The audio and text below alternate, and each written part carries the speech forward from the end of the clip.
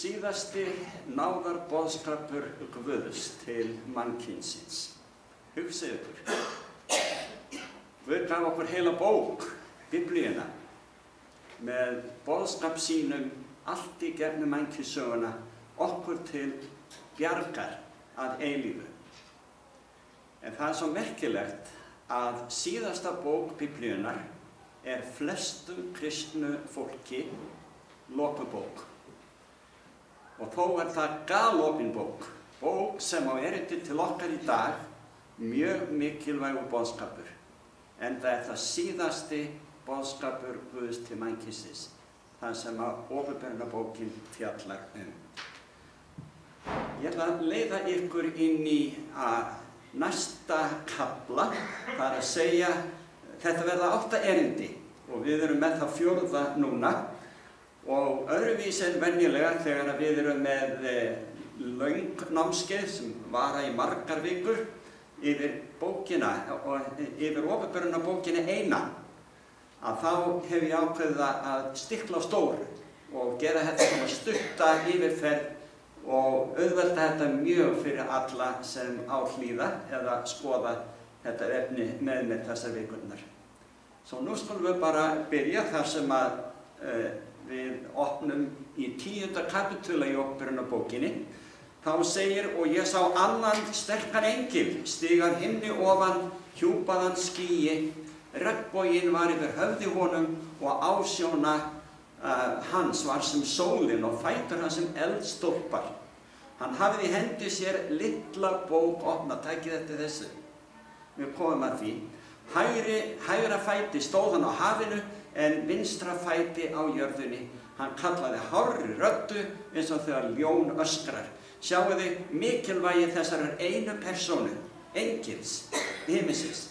Hann stóð á hafinu og jörðunni samtímis og þegar hann hrópaði einhvern boðskap til Jóhannesar, að þá var hann sem ljón öskrar. Ekki að það væri svo hræðilegur, heldur það var tekið eftir því sem hann hafði að segja. Hann hélt á lítilli bók, munið eftir því í 5. kaflanum, að þá sá Jóhannes að himinin var að kunngera lokaða bók. Hún var svo vel lokuð og læst að það voru 7 innsiglir utan hana og enginn á himni eða jörðu stóð í 5. kafla gat opna þá bók. Enginn nema lambið, það að segja Jesús. Nú verið að boða aðra bók. Og hún galopin. Tókuð eftir því, þetta allt önnur bók. Alls ekkert innsiglum. En í þessari bók boðskap að finna sem við munum skoða á komandi dögum.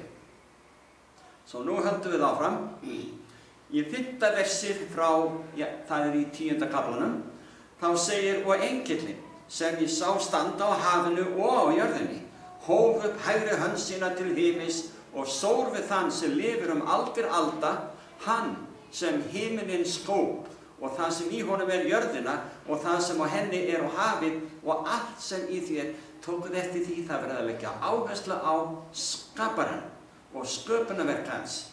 Eitthvað annað nú á dögum á meðal kristinna manna, það má ekki nefna sköpunina eða skaparann á nafn og það bannað að tala svoleiðis boðskap eða kenna í skólum landsins. Og í mörgum löndum það þannig. Og hér í þessu síðasta boðskap Guðs til mannkynsins verið að boða mikilvægi skaparans og uppruna okkar sem boðskapar, sem fólk Guðs á að boða alla jörðina á síðustu dögum. Svo segir í lokin þarna, engin frestur skal lengur gefin verða. Náðartíminn á enda þegar þetta gerist. En spámennirnir fengu oft og einatt að sjá aftur í tíman og eins fram í tíman. Og hér verið að boða að þá sá tími að koma. Að það verður engin meiri frestur gefin mönnum. Hafið þið tekið eftir því í samræðu kristinna manna oft og einatt að þeir kvarta og kveina yfir því sem að þeir þurfa að upplifa. Sjúkdóma, vinslit, eða alls konar þrautir, allt frá gjaldþrotum til líkamlegra sjúkdóma. Og þá kvarta þeir yfir Guði. Af hverju hefur hann ekki útilokað þetta? Af hverju grípur Guð ekki inn í? Hér er verið að tilkynna. Það verður engin lengur frestur gefinn þegar sá tími rennur upp. En hafið þið tekið eftir því að í bréfunum 7, í 2. og 3. kafla opinberunarbókarinnar, þessi 7 söfnuðir sem fengu boðskap í gegnum Jóhannes frá Guði almáttugum, að þá margítrekað því að tíminn í nánd. Og hér einu sinni enn með öðrum orðum, það verður engin meiri frestur. Það alveg að fara að bresta á í ljósi spádómabiblíunnar og í ljósi þeirra atburða sem að gerast hér á jörðu, að tíminn á enda senn. Og þegar að þetta rætist, að engin frestur verður lengur gefinn, það þýðir að náðartími Guðs búinn. Þá getur enginn snúist frá því að vera vondur yfir í það að vera góður maður eða frá því að breytast í hina áttina. Það mun ekkert breytast eftir að þessi boðskapur gefinn út og það fer að verða. En það ítrekað nokkru sinnum í Opinberunarbókinni og þarna alveg sérstaklega að Guð hefur gefið okkur mannkyninu sérstakt tákn, merki. Oft það hvíldardagurinn sem tákn Guðs. En hér það regnbogi sem að sannfærir okkur hvert sinn sem við sjáum, það að segja ef við lesum orð Guðs og minnumst þess sem hann lofaði þar að hann myndi aldrei aftur eyða öllu líf á jörðinni með flóði. Og þess vegna þegar við sjáum regnbogann, þá eigum við að minnast þess. Og það minnir okkur á að saga Biblíunnar, allt frá sköpunarsögunni til frásögu Biblíunnar flóðið, sönn. Þetta eru sannar frásagnir. Og regnboginn til merkis það. En við skulum halda áfram og skoða aðeins í 1. Mósebók og 9. kaflanum. Þar segir í 12. versinu að þetta merki sáttmálans sem ég gjöri milli mín og yðar allar ókomnar aldir. Það að segja alveg til endaloka mannkynsins. Að boga minn set ég í skýin, að hann sé merki sáttmálans milli mín og jarðarinnar og aldrei framar skal vatni verða flóði til að tortíma öllu holdi. Og boginn, þetta margítrekað með regnboginn, og bogi skal standa í skýjunum til þess að minnast hins eilífa sáttmála. Sjáum við sáttmálan 4 sinnum í þessum textum minnst á sáttmála sem Guð gerir við okkur mennina og í 17. versi segir hann við Nóa: þetta teikn sáttmálans eða tákn sem ég hef gjört milli mín og alls holds sem á jörðinni. Regnbogi til að minna okkur á nærveru Guðs, uppruna okkar, að Guð grípur stundum inn í mannkynssöguna eins og þegar öllu líf á jörðinu svo að segja var eitt í flóði. Að þá, og við komumst að raunum það hér í dag, út miðju Opinberunarbókarinnar, að Guð muni hefjast handa aftur að eyða öllu lífi á jörðinni. Ekki með flóði, heldur með eldi. Ef við skulum skoða það kemur bráðum. Í spádómum Biblíunnar bók líkt við boðskap. Boðskapur getur verið ýmist sætur eða bitur, eins og við komumst að raunum. Það segir nefnilega í 10. kaflanum, 8. vers og þar áfram: og röddina sem ég heyrði af himni, heyrði ég aftur tala til mér. Munið engilinn þennan volduga? Hún sagði: far og tak opnu bókina úr hendi engilsins sem stendur á hafinu og jörðinni. Ég fór til engilsins og bað hann að fá mig litlu bókina. Hann segir við mig: tak og et hana eins og hún Hún mun verða beisk í kviði þínum, en í munni þínum mun hún verða sæt sem hunang. Einkennilegu boðskapur, en mjög auðskilið að bækur, eitthvað sem ritað, að það felur í sig boðskap. Og boðskapurinn átt að verða sætur í munni þeirra sem smökkuðu á þeim boðskap. En í kviði þeirra sem smökkuðu myndi boðskapur reynast bitur, mjög svo. Og við möttum að komast á raunum, hvað var boðað í þessari litlu bók? Frá 10. versi þannig 10. kaflanum segir, ég tók litlu bókina úr hendi engilsins og át hana upp, og í munni mér var hún sem sæt sem hunang. Ég fékk mér að smakka hunang í morgun, svo það minni mig á hvað hunangið er sætt. En ég hafði etið hana, bókina, fann ég til beiskju í kviði mínum. Hann er búinn að kyngja þessari fæðu. Þá segja þeir við mig, þessir á himnum, við Jóhannes, en á þú að spá marga lífi og þjóðir og tungur og konungar. Það var enn verk að vinna. Nú förum við að kynnast í hvað fólst í þessari litlu bók. Spámennirnir, þeir horfðu upp, þeir fengu vitranir, þeir sáu eins og í myndböndum veraldarsöguna á hverjum tíma, alveg svo Guði þóknaðist að veita þeim, því þeir áttu að skráða það allt niður og þannig eru allar bækur Biblíunnar tilkomnar á mörgum öldum. Åpenbarunarbókin er síðasta þannig bók Guðs gefin sérstaklega mannkyninu. Síðasti náðarboðskapurinn, hugsið ykkur. Og flestir, eins og við höfum sagt hér áður, flestir kennimenn á meðal kristinna manna og kvenna, þeir gera lítið úr Åpenbarunarbókinni, að þeir skilja ekki. Þeir hafa ekki lesið hana, eða ef þeir hafa lesið hana, að þá segja þeir eins og sumir kennimenn hér á landi hafa sagt. Þeir þurfa ekki að hafa áhyggjur af þessari bók, því að þetta er bara allt saman í táknmyndum og við skiljum þetta ekki. En þetta er galopin bók og bara munið eftir fyrstu orðanum í bókinni. Í fyrsta kaflanum, sæll er sá er les, sá er heyrir og sá sem varðveitir þennan boðskap. Það þýðir, sá getur öðlast gleði og frið og hamingju og fullvissum framtíðina, eilífðina, ef við lesum þessa bók og tökum hana til okkar, tökum mark á henni. Svo fyrir alla muni vinir, þegar þið komið heim hérna í dag, takið þið þessa bók og lesið hana. Og lesið hana aftur og aftur, þar til drottinn kemur. Spámenn Biblíunnar sáu ýmist atburðum sem gerðust í fortíðinni, eða að þeir fengu að sjá atburði gerast í framtíðinni. Åpenbarunarbókin fjallar þetta og sækir efni frá fortíðinni og líka kynnir okkur framtíðina. Og við erum í miðju svona, miðri erindaseríu einmitt þetta efni. Nú spyrjum við, hvaða atburður gerðist löngu eftir daga Jóhannesar sem varð í fyrstu sætur boðskapur en reyndist verða fólki betur? Ég man eftir því fyrst þegar ég las Åpenbarunarbókinni, ég botaði ekkert í þessu. Svo að ég bið ykkur að hafa biðlund mig þó ég hafi svona að segja hvað er þessi skelfilegt þegar kristið fólk játar trú á Jesú Krist en tekur ekki mark á síðasta boðskapans.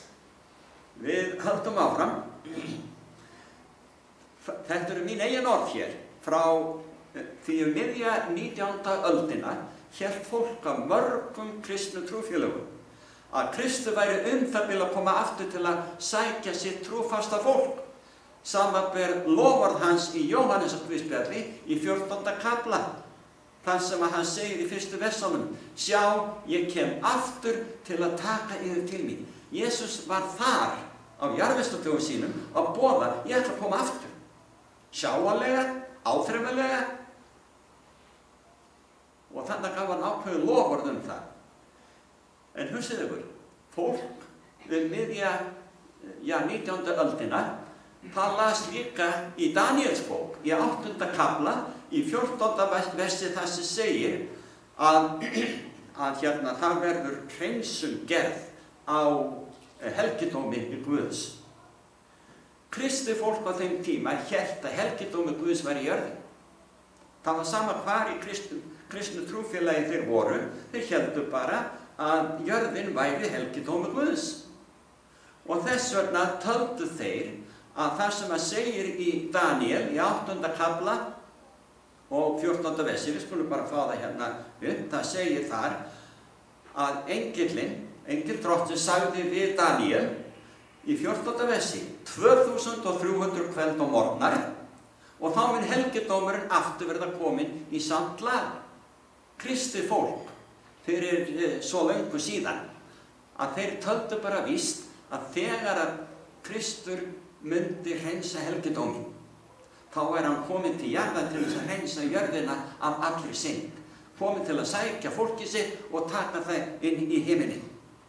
Þetta var mikill misskilningur.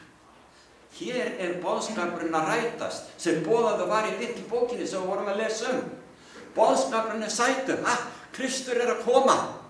Þúsundir og hundruð þúsunda í mörgum löndum trúðu því 1830 til 1844 að Kristur það bil að koma samkvæmt loforði því sem gefið var í Daniel 8:14.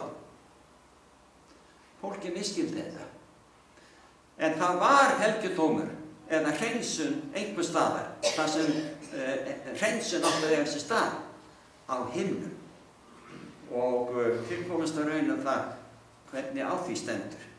Eftir 1830 tóku leiðtogar margra trúfélaga að boða koma Kristi jarðar til að hreinsa hann af allri synd. Menn töldu að jörðin væri helgidómur drottins sem þyrfti að hreinsa. En Daniel sá að það var helgidómurinn á himni sem Kristur var að hreinsa af syndum manna. Þegar þið komið heim, vinir, þá bið ég ykkur takið þið Biblíuna og lesið í Hebreabréfinu. Þetta bók með 12-13 köflum, alveg aftarlega í Biblíunni, skömmu fyrir Opinberunarbókina, og lesið þar 8. og 9. kaflan. Það bara heil frásaga það, hvað Kristur að gera á himnum í dag. Því að árið 1844 gekk hann inn í hið allra helgasta í helgidómi himinsins til þess að friðþægja endanlega í eitt skipti fyrir öll fyrir syndir mannkynsins. Og því verki ekki lokið enn. En þegar því verki lýkur, þá náðartíminn enda, því þá yfirgefur Kristur í himneska helgidóm til að koma hingað til jarðar. Það það sem áttir við með, sem við komast að raunum í síðasta erindi, þar sem að engillinn, honum var sagt að taka kerið sem var við í altarinu, eða sem sagt í hinu helga heilaga hluta, rétt utan við fortjaldið áður gengir inn í það allra helgasta. Og þarna brann reykelsi dag og nótt. Og þeir héldu því brennandi alla daga hérna í Ísrael til forna. Það táknuðu bænirnar. Allra bænir sem stigu til himins. Engillinn þarna sem verið að segja frá þarna í Opinberunarbókinni og líka í í Hebreabréfinu, að hann mun yfirgefa musterið með þetta reykelsis ker og kasta því niður á jörðina, þess að komast að raunum í síðasta þætti. Þá náðartíminn búinn. Þá Kristur á leiðinni til jarðar.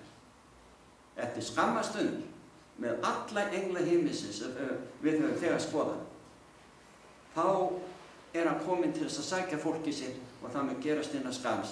En náðartímanum lokið þegar hann yfirgefur inn himneska helgidóm. Munið eftir því að í Gamla testamentinu að þá sagt mikið frá því í Mósebókunum, annarri Mósebók og þar á eftir, að þá mikið talað það að Guð sagði með Móse, þú skalt gera þitt mér tjaldbúð. Seinna var það kallað musteri þegar það var byggt úr steini. Og þar var í hið heilaga og síðan hið allra helgasta. Inn í því allra helgasta var ekkert nema boðarum tíð í kistu, gullkistu. Og við eftir að sjá áður við ljúkum hér í dag hvað gerist með boðarum tíð í hinu allra helgasta. Það segir þannig í 9. kafla Hebreabréfsins 24. vers og þar áfram, því að Kristur gekk ekki inn í helgidóm höndum gjörðar, ekki þessu jarðneska, Hann gekk ekki inn í eftirmynd hins sanna helgidóms. Hinn sanni helgidómur á himni, heldur inn í sjálfan himinin til þess nú að birtast fyrir augliti Guðs vor vegna. Svo segir, og ekki gjörði hann það til þess að frambera sjálfan sig margsinnis, eins og æðstiprestur gengur inn í hið heilaga á ári hverju með annarra blóð, sem blóð fórnar dýrana. Þá hefði hann oft þurft að líða frá grundvöllin heims, ef það væri. En nú hefur hann birst í eitt skipti fyrir öll við endi veraldar, að afmá syndina með fórnsinni. Sjáu þið, það hreinsun. Það verða afmá syndir okkar í musturinni hið efra. Núna! Og nafn þitt mun koma innan skams upp í þessum himneska helgidómi og eilífum dómi yfir þínum örlögum. Og þegar því verki lokið, þá yfirgefur æðstipresturinn okkar, Jesús Kristur, helgidóminn til að koma hingað til jarðar. Erum við undir það búin, vinir?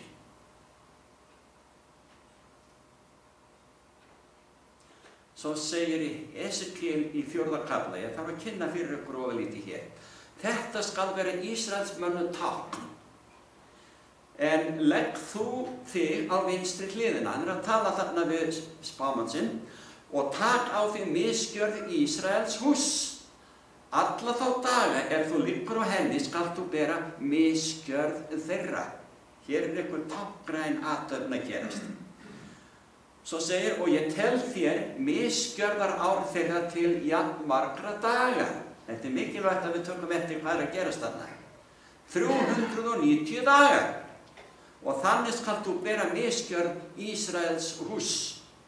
Og þegar þú hefur fullnað þessa daga, þá skal þú leggjast á hægri hliðina hið annað sinn og bera misgjörð Júda hús, takið eftir, 40 daga, teljir hér dag fyrir hvert ár. Svo hér táknmyndin dregin upp að það verður að tala mismunandi tímabil sem eru svo og svo löng í dögum, en að hver dagur sem gefinur upp táknar ár. Það stendur upp svart á hvítu og það eru fleiri textar annars staðar í Biblíunni þar að lútandi, ég ætla ekki að koma með það núna. En hérna dreg ég þetta saman að 2300 kvöld á morgnar sem talaður í spádómi Biblíuna, nánar tiltekið í Daniel 8. kafla og 14. versi, táknar 2300 ár.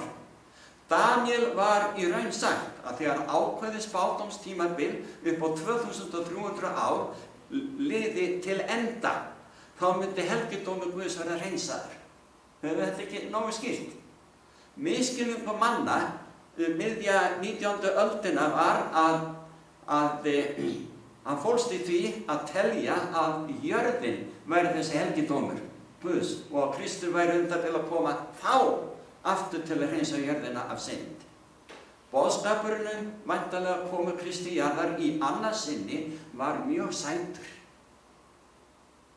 Ó, drottinn að koma, sagði Kristi fólk, og það þráði að hann kæmi fyrir seinna. Margir seldu eigur sínar. Margir bændur myndu ekki einu sinni planta fyrir komandi uppskjöru að hausti vegna þess að Kristur að koma þar óþarfi. Þannig urðu vonbrigði þegar hann ekki kom, svo sár, svo bitur, eins og boðskapurinn litlu bókina, sem vorum að lesa um. En við höldum áfram. Eina tímabil í mannkynssögunni sem menn gátu séð sem uppfylling á þessu tímaspádómi. Menn fóru nú að lesa og rannsaka betur í hverju voru vonbrigði fólkin. Þeir þurftu að finna þennan tíma spádóm, hvar passaði hann inn í mannkynssöguna. Þá fundu þeir tímabil sem hófst árið 457 fyrir Krist, þegar konungur Persaveldis fyrirskipaði að herja skyldi endurreist Jerúsalem borgar og musterisins þar. Frá þeim tíma og til ársins 1844 eru einmitt 2300 ár. En 22. október árið 1844 átti kristið fólk von á því að Kristur kæmi til jarðar að sækja fólkið sitt og hvílík vonbrigði. Það lá við að kristindómurinn dæi út á jörðinni vegna þessara vonbrigða. Allt út af misskilningi. Sjáðu hve mikilvægt það er að lesa og leyfa ritningum og útskýra ritningar. Að sumstaðar í Gamla testamentinu finnum við skýringar á því sem sagt er frá í Nýja testamentinu og svo framvegis. Þegar svo Kristur kom ekki árið 1844 urðu geysileg vonbrigði á meðal allra sem höfðu undirbúið sig fyrir það að taka á móti frelsara sínum. Þannig rættist þessi spádómur sætan og bitran boðskap. En takið eftir fyrirmæli Drottins Jóhannesar í 11. versinu, þarna í Åpenbarunarbókinni, 10. kafla, og nú er það eftir að búið að lesa 10. versið sæta boðskapin og bitra boðskapin og svo framvegis, að þá er það 11. versið. Þá segja þeir við mig, þessir og hinnum, segja við Jóhannes, en átt þú að spá marga lífi og þjóðir og tungur og konungar. Þetta gefur til kynna að Kristur kemur ekki fyrir en það verk er líka búið. Að segja öllum heiminum frá að Kristur sé að koma. Og með tækni nútímans að þá er þetta að verða mögulegt. Mjög svo. Með öðrum orðum þá var ennþá verk fyrir okkur að vinna, en það veit enginn hvenær Kristur kemur aftur, eins og til dæmis í Mattheus 24. kafla, það er vers 35 og 6. Menn munu sjá mannssoninn, sagði Kristur, koma á skýjum himins með mætti og mikilli dýrð. En þann dag og stund veit enginn, hvorki englar á himnum, né sonurinn, enginn nema Faðirinn einn. Sjáum við verkaskiptinguna á himnum, jafnvel í guðdóminu. Kristur sem er Guð. Hann veit ekki hvenær hann á að koma. Hann segir það hérna sjálfur. Englarnir vita það ekki, heilagur andi veit það ekki. Aðeins Faðirinn. Þegar hann kveður upp að nú skulu Kristur, sonurinn elskari, sem færði fórnina fyrir okkur, koma til hennar. Og þetta er svo mikilvægt að hafa í huga minni vegna þess að það er svo margir sem telja að Guð, að hann sé svo harður og strangur. Og þannig sé Gamla testamentið stundum strangt og hart, af því að þar er það Faðirinn sem ræður ríkjum, en í Nýja testamentinu er það elskulegi frelsarinn, Jesús Kristur, og hann var það og er það. En þeir hafa með þessi verkaskipti í áformi okkur til bjargar. Og sjáu þið bara þessari yfirlýsingu, enginn veit hvernig hann kemur, nema Faðirinn einn, hvernig Faðirinn dregur það að láta soninn koma, því hann er enn að bíða eftir svo mörgum, milljónum, billjónum manna, að gera upp hugsin hvort þau vilji hjálpræði Drottins að gjöf eða ekki. Það kostar ekkert. Það er búið að borga skuldina okkar. Það segir nefnilega í 11. kaflanum, og þess nú skiljið þið af hverju ég var að tala þessa daga sem tákna ár þegar við lesum þetta. Það segir í 11. kafla og öðru versi að þeir, það eru heimingjarnir, munu fótum tróða borginni Helgu í 42 mánuði.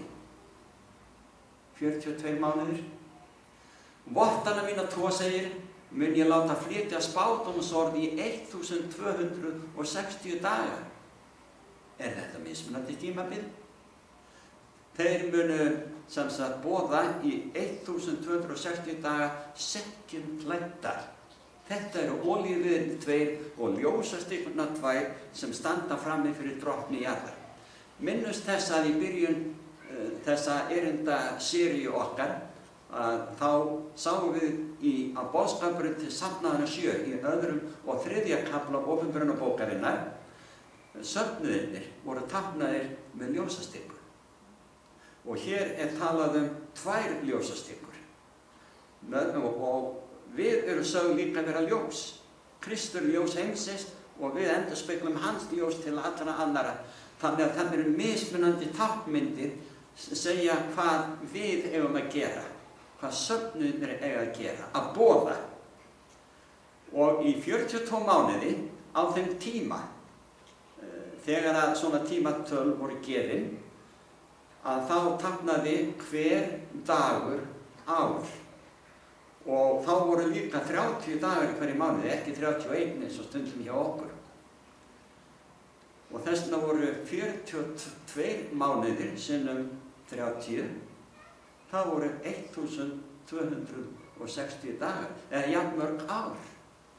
Þeir leituðu að tíma í mannkynssögunni sem passaði inn í einhver staða sem einhver yfirlýsing var gefin út eitthvað mjög merkilegt og sem endar með einhverjum gjörningi í lok þessa tíma. Og þeir fundu það.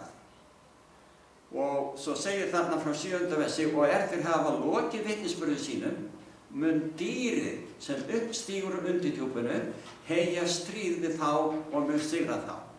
Í versinu sem við vorum að skoða áðan, þess að fara aftur til þess, það segir að vottarnir mínir tveir. Biblíuskýrendur í gegnum tíðina hafa yfirleitt séð Gamla og Nýja testamentið táknaða með þessum tveimur vottum. Því að öll Biblía á þessu 1260 ára tímabili einkenndist af ofsóknar tímabili Páfatóns gegn kristnu fólki. Fólk mátti ekki einu sinni eiga Biblíuna. Ekki Gamla testamentið, ekki Nýja testamentið, og þannig voru vottarnir tveir sem fluttu annars spádómsorðið ofsóttir og þeir þurftu að boða sekkjum klæddir vegna ofsóknara, fara huldu höfði og milljónir voru teknir að lífi fyrir trú sína. En við höldum áfram að þegar þeir hafa lokið vitnisburði sínum á þessu 1260 ára tímabili, að þá mun dýrið stíga upp undirdjúpinu. Við ætlum að taka það fyrir í næstu 2 erindum dýrið. Og ég bið ykkur að missa ekki af því það hefur að gera með tíma, það sem enginn getur keypt eða selt nema þeir hafi merki dýrsins. Svo ég bið ykkur að missa ekki af því að þá erum við búin að missa megin atriði í allri Opinberunarbókinni. En svo segir að lík þeirra, vottana, munu liggja á strætum borgarinnar miklu. Biblíurnar voru brenndar hverju sinni sem að þær fundist á torgum borgarna út alla Evrópu og víðar. Að lík þeirra munu liggja á strætum borgarinnar miklu sem andlega heiti Sódóma og Egyptaland. Þessi lönd sem einkenndust, eða borgir, einkenndust einna helst af uppreist gegn Guði. Þær eru nefndar hér, Sódóma og reyndar Egyptaland, þar sem drottinn þeirra var krossfestur.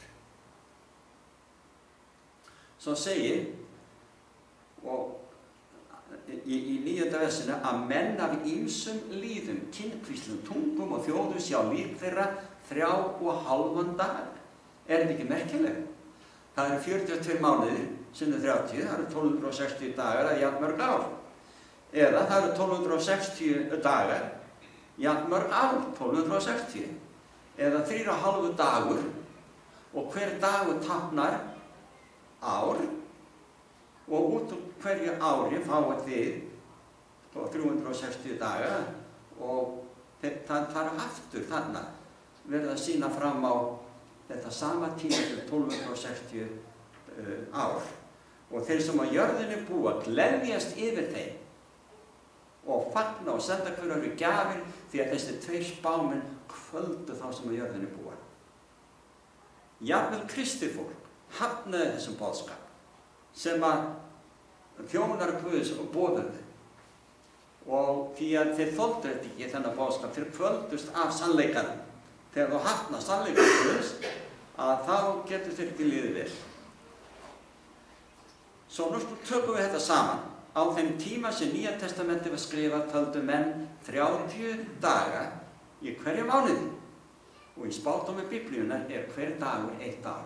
Sjáu þið, 4,5 dagur 1260 ár, 42 mánuðir, 1260 ár, 1260 dagar, 1260 ár. Svo að frá 538 til 1798 nákvæmlega 1260 ár. En hvað gerðist árið 538? Árið 538 þá gerðist það að Konstantínus, keisari Rómaveldis, sem hafði aðsetur í Rómaborg. Hann ákvað að flytja aðsetur sitt til borgarinnar sem svo kallaðist Konstantínópel í Tyrklandi.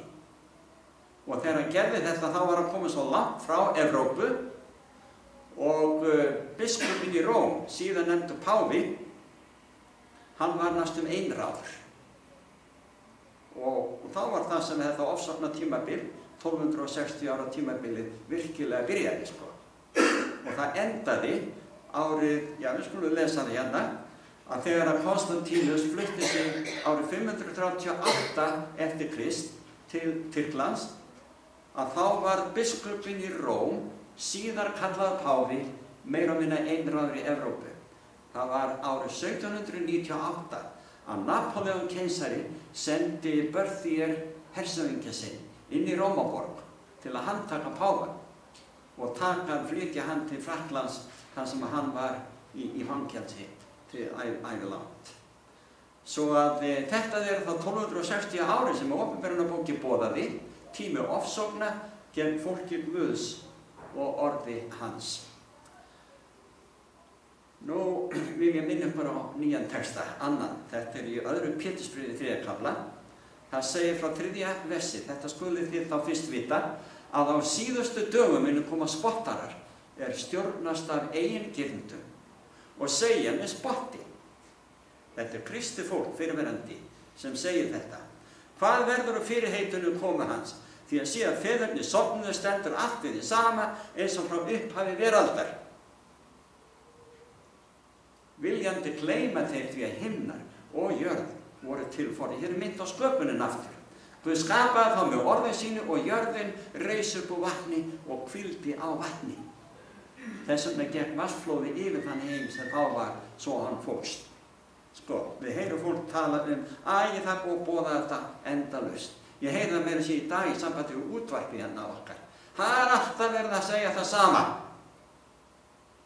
Og þá vinn ég stundu fólk á og gerði það hérna einhvern tíma fyrir nokkru vikum að hérna einn frægasti predikari allra tíma í Evrópu, Wesley, fórum allar jarðir í Bretlandi og predikaði Jóhannes 3:16 4.000 sinnum. Alltaf það sama. Hugsaðu ykkur. Og við erum búin að vera með útvarp hérna í 16 ár og við erum enn með sama boðskapi, sömu námskeiði, sömu erindi. Af því að Biblían á alltaf erindi til okkar mannana. Svo segir þarna áfram í öðru Pétursbréfi 3. kafla af því að við tölum að Guð eyddi öllu lífi hérna forðum í flóði. Hann mun gera eitthvað svipað aftur, hreinsing hér á jörðu, en ekki við flóði. Við lesum frá 7. versi. Eins ætlar Guð með sama orði að eyða með eldi, tóku eftir hérna, með eldi sem nú eru ásamt jörðinni, já, geymt, já. Hann mun varðveita þá til þess óguðlegir menn verða dæmdir og tortímast. En þetta eitt má yður ekki gleymast, þið elskuðu, að einn dagur hjá drottni sem 1000 ár og 1000 ár sem einn dagur. Ekki drottni seinna á sem fyrirheitið þótt sumir álíti það seinlæti, heldur það langleymdu við ykkur, þar það vill ekki að neitt latist, heldur að allir komist í iðruna. Hvernig verður það fjalla hér? Hver er það sem einn veit hvenær Kristur fer til jarðar? Það er Faðirinn. Hann elskar okkur svo mikið að hann getur ekki hugsað sér að vera án okkar alla eilífð. Svo hann dregur þetta og frestar að gera upp og hreinsa syndina frá jörðinni. Því að hann vill ekki að við förumst. En þegar að Faðirinn ákveður og okkur er sagt ítrekað í allri opinberunarbókinni að tíminn sé í nánd. Tíminn er að renna út hjá okkur vinur. En svo segir í 10. versinu þarna í 3. kafla öðrum Pétursbréfs en dagur drottins mun koma sem þjófur og þá muni himnarnir líða undir lok með miklu gný, frumefni sundur leysast í brennandi hita og jörðin og þau verk sem á henni eru uppbrenna. Þar er allt þetta fyrst, þannig ber yður ykkur að lifa heilugu og guðrækilegu lífi og bíða eftir degi Guðs og flýta til komu hans, eða að hann komi. Við getum flýtt í með því að boða meira og öflugra. Svo að frá árinu 457 fyrir Krist, nú erum við að tala 2300 árin, ekki 1260. Fyrir Krist árið 457 til ársins 1844 eftir Krist eru 2300 ár. Það var þá í byrjun þessa tímabils sem að Artaxerxes Persakonungur leyfði Ísraelsmönnum að fara aftur eftir útlegð í fyrrum Babylon. Og nú var hann kominn til valda og hann leyfði Ísraelsmönnum að fara aftur til heimalandsins og endurreisa borgarmúrana, borgina og musterið. Engillinn sagði við Daniel að við lok þessa tímabils helgidómur Guðs hreinsaður af allri synd. Það helgidómurinn á himni sem nú verið að tala þarna hjá Daniel. Svo að þessi hreinsun eða uppgjör vegna synda okkar stendur nú yfir. Þegar þessari hreinsun lýkur náðartíminn á enda. Frá árinu 1844 eru nú í dag liðin 174 ár, sem eru 54 árum meira en Guð gaf fólkinu á dögum Nóa. Guð bíður enn eftir okkur. Hann vill ekki að neitt glatist. En eins og Åpenbarunarbókin segir ítrekað, tíminn í nánd. Merkilegu boðskapur í lok 11. kaflans. Það segir frá 18. versi, þjóðirnar reiddust. Ég ekki allt í uppnám út allan heim í dag, 20-30 styrjaldir háðar hér og þar. Svo segir, og reiði þín kom og tíminn til að dæma hina dauðu og gefa launið þjónum þínum, spámönnunum og hinnum heilugu og þeim sem óttast nafni, smáum og stórum og til að eyða þeim sem jörðina eyða. Hvað eru vísindamenn að segja nú til dags? Jafnvel þeir sem ekki trúa á Biblíunni, en þeir segja að þetta allt að fara í kalda kol. Heimurinn á tortíma sjálfu sér, loftslagsbreytingar og hvað eina.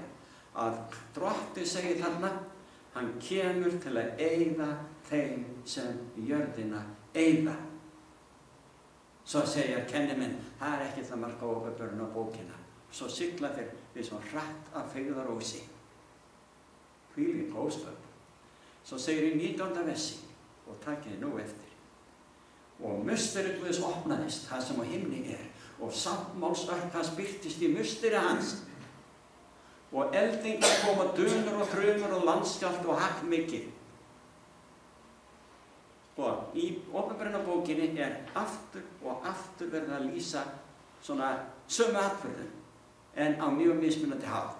Og hér verið að segja frá því sem við höfum eftir að skoða í miklu meiri smáatriðum í síðasta erindinu í þessum erindaflokki. 8. ekki missa því. En þegar að þessir atburðir gerast að musterið hreinsað og náðartíminn á enda, þá segir Drottinn að hann opnar upp á gátt musterið inn í það allra helgasta. Allir geta séð hvað þar inni. Enginn mátti fara inn í það allra helgasta allt í gegnum sögu Ísraels þjóðarinnar með helgidómsþjónustuna nema æðstupresturinn einu sinni á ári og hann táknaði Jesú Krist sem myndi vinna þetta hreinsunarverk í hinum himneska helgidómi. Það eins og Guð ætlar að sýna öllum heiminum að boðorðin 10 áttu alltaf rétt á sig. Þetta stjórnarskrá Guðs ríkis. Hvað í sáttmálsörkinni? Það eru boðorðin 10. Boðorðin 10. Má ég leggja áherslu á það einu sinni enn, af því að þetta svo oft misskilið og ég rántúlkaður þegar ég minnist á boðorðin 10. Það frelsast enginn fyrir það hversu dugleg við erum að hafa í heiðri boðorð Guðs. Við getum það ekki einu sinni í eigin mætti. Það Kristus í hjálpar okkur til þess. og hann borgaði syndasektina fyrir okkur. En þegar menn eins og hamast við þess að rjúpa við staurinni sem máltæki segir að gera lítið úr mikilvægi boðorðanna. Þannig kemur þeir taka annan boði gjörsamlega í burtu svo þeir geti tilbyði líkneskjur og svo framvegis og afskrifa mest af fjórða boðorðinu hvíldardaginn. Þá var Guð ekki sáttur. Og hann sýnir öllu heiminum alveg í blá lokin. Þarna sjáu því. Þetta var það sem okkur bar að hafa í heiðri. Þetta það sem Adam og Eva, fyrstu foreldrar mannkynsins, brautu gegn. Og það þetta lögmál sem að sonur minn elskaði, hafði í heiðri og syndaði aldrei hér á jörðu þegar gekk á jörðu. Og þess vegna, með eigin blóði, gat hann greitt syndasekt okkar. Þegar þið komið inn í himinin, sem hann segir með þessari yfirlýsingu hér, þá munu þið sem komið inn í himinin sem borgarar hins eilífa ríkis alltaf hafa í heiðri boðorðin 10.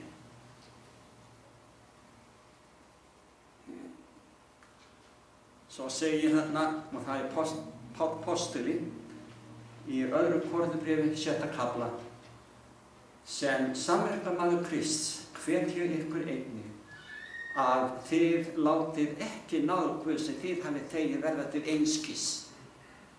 Hann segir, á hagkvæmri tíð bænheyrði ég þig og hjálpræðisdegi hjálpaði ég þér. Nú hagkvæm tíð, nú hjálpræðisdagur, sagði Páll. Svo bætti Pétur við. Og það í fyrra Pétursbréfi 4:17. Því að nú komið tími dómsins og hann byrjar á húsi Guðs. Vitið hvað aftur við með húsi Guðs? Það þú og ég.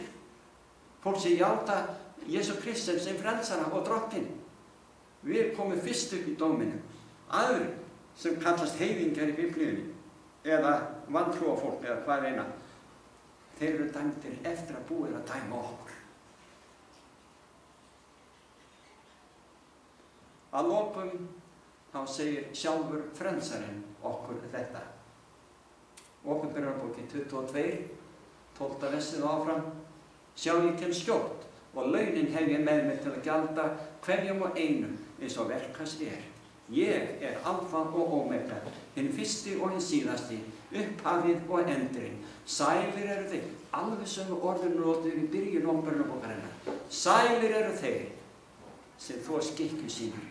Þeir fá aðganga lífsins trjá með að ganga hliðin inn í borgina. Kristur borgaði syndasekt þína og mína á krossi. Hann býður okkur eilíft líf að gjöf, við þurfum bara að þiggja. Verður þessi form hans þín, mín, okkar til einskis?